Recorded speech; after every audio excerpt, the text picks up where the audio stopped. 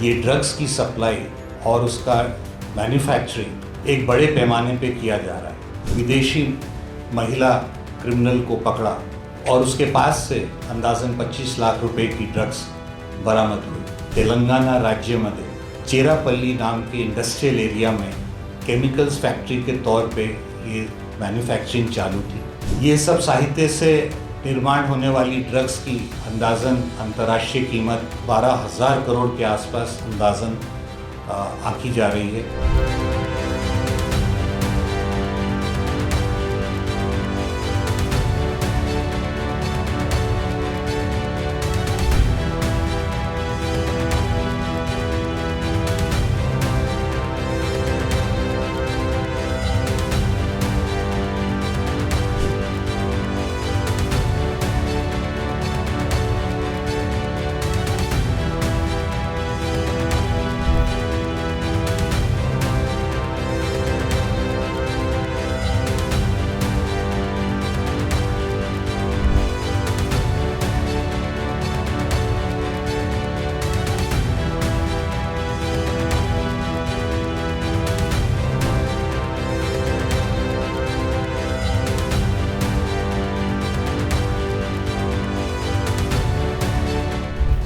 एनबीवीवी commissionerate में पिछले एक महीने में 61 गुनहगारों को अटक किया गया है और अंदाजन 11 करोड़ का माल पिछले एक महीने में हम लोग जब्त कर चुके हैं।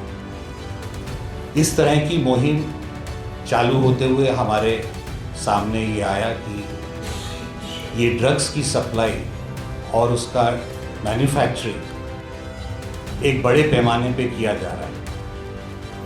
ये संपूर्ण ऑपरेशन की शुरुआत एक महीना पहले हुई, जब हमने एक विदेशी महिला क्रिमिनल को पकड़ा और उसके पास से अंदाजन 25 लाख रुपए की ड्रग्स बरामद हुई। उसके बाद से विभिन्न स्तर पे ये काम जो चालू रहता है, विभिन्न स्तरों पर चालू रहता है, अलग अलग लेयर्स रहती हैं। अलग अलग लेयर्स को हम लोग पकड़ते हुए फाइनली जो है ये ड्रग्स फैक्ट्री तक पहुंचे। ये ड्रग्स फैक्ट्री पे जब केंद्र लक्षित किया तो ये तेलंगाना राज्य में चेरापल्ली नाम के इंडस्ट्रियल एरिया में केमिकल्स फैक्ट्री के तौर पे ये मैन्युफैक्चरिंग चालू थी। तो रेगुलर इंडस्ट्रियल यूनिट्स की तरह यहाँ बाहर से कामकाज चालू था। काफ़ी प्लानिंग के बाद जब हमारी टीम्स ने यहाँ पे रेड की तो बहुत ही मोटे प्रमाण पे यहाँ पे कच्चा माल, प्रिकर्सर एलिमेंट्स, मैन्युफैक्चरिंग का साहित्य, ड्रायर्स, ब्लोअर्स, इस तरह के जिस तरह के इक्विपमेंट ये मैन्युफैक्चरिंग में लगते हैं, इस तरह के सर्व प्रकार के जो उपकरण हैं वो भी सीज किए गए। ये जो मालिक हैं उनको भी अरेस्ट किया गया, उनके केमिकल एक्सपर्ट्स को भी अरेस्ट किया गया और अभी तक इस अभियान में 12 लोगों को हम लोग अरेस्ट कर चुके हैं।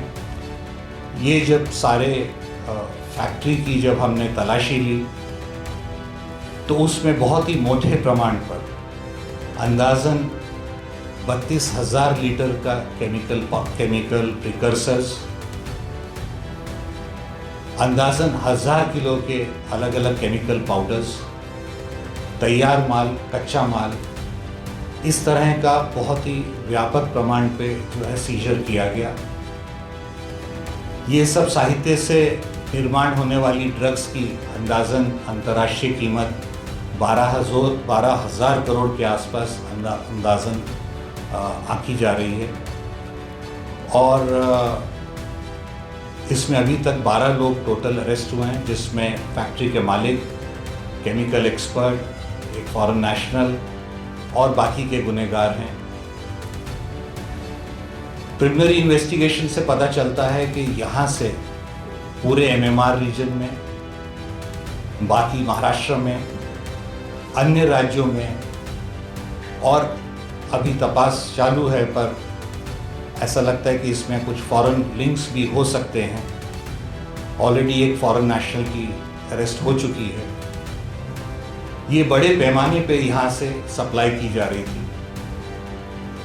और इसमें अभी इन्वेस्टिगेशन चालू है, परंतु हमारे को विश्वास है कि जो इस एरिया में ये जो सप्लाई ड्रग्स की हो रही थी, इससे जो है इस पर काफ़ी मदद मिलेगी इसको रोकने में, और इससे जो है ये जो इस तरह के तस्कर और माफिया है, इसको भी हमने जो है काफ़ी धक्का पहुंचाया है। सर, ये फॉरेन नेशनल मतलब कौन है, किस कंट्री की है, उसका मेन रूट क्या है? जो फॉरेन नेशनल है उनका मेन डिस्ट्रीब्यूशन में रोल है। वो पहला लेयर था जो हम लोगों ने पकड़ा उसको, और वहाँ से मालूम पड़ा कि ये एक लेयर नहीं, ये कई लेयर्स में ये पूरा जो ड्रग्स डिस्ट्रीब्यूशन का जो नेटवर्क है, ये एक लेयर में नहीं कई लेयरों में ये रहता है, और एक लेयर को जनरली दूसरी लेयर का मालूमात नहीं होती है। इसलिए ये काम कठिन हो जाता है आखिरी लेयर तक पहुंचने का या मैन्युफैक्चरिंग यूनिट तक पहुंचने का। तो हमने हर लेयर के लोगों को पकड़ा उसमें, शुरुआत में पेडलर से लेके और मैन्युफैक्चरिंग यूनिट तक पहुंचे, और इसीलिए ये इन्वेस्टिगेशन महत्वपूर्ण है कि पेडलर्स और फ्रंट एलिमेंट्स जो हैं वो बहुत बार पकड़े जाते हैं, पर वो मैन्युफैक्चरिंग यूनिट तक पहुंचना मुश्किल रहता है। इसीलिए ये इन्वेस्टिगेशन कठिन इन्वेस्टिगेशन था, और ये ऑपरेशन इसीलिए जो हमारी क्राइम ब्रांच यूनिट 4 ने किया है, ये एक महत्वपूर्ण ऑपरेशन है।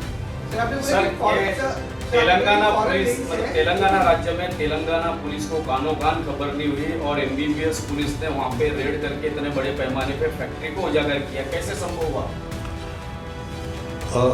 आपको मालूम है कि ये ड्रग्स फ्री महाराष्ट्र के अंतर्गत महाराष्ट्र राज्य में बहुत तेज़ी से काम हो रहा है, और हमारी जो पुलिस है ये इस विषय पे बहुत ही सहनशील और चौकन्नी है। इसीलिए इस विषय पे हम लोग बहुत चौकन्ने तरीके से काम कर रहे हैं, और इसमें बहुत सारी मेहनत भी लगी है। इसमें हम लोगों के जो ऑफिसर्स हैं उन्होंने बहुत ही अच्छे तरीके से गैंग्स को इन्फिल्ट्रेट किया। 1 महीने से ज़्यादा तक का ऑपरेशन ये चला। अलग अलग टीम्स जो हैं, अलग अलग लोगों को उन्होंने जो है उनके ऊपर नज़र रखी, और इस तरह की प्लानिंग और मोटिवेशन के बाद ये बड़ी कार्रवाई हो पाई है।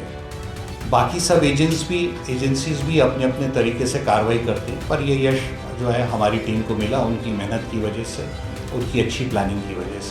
12 लोगों के अलावा और भी लोग इसमें शामिल हो सकते हैं क्या? अभी तक 12 लोग अरेस्ट हुए हैं, पर ये अभी ऑपरेशन चालू है। अभी मैंने जो आपको माहिती दी है वो प्राथमिक माहिती है, और इसमें इन्वेस्टिगेशन लंबे टाइम तक चलेगा। आगे आने वाले वक्त में और भी लोग अरेस्ट हो सकते हैं, ये शक्यता है।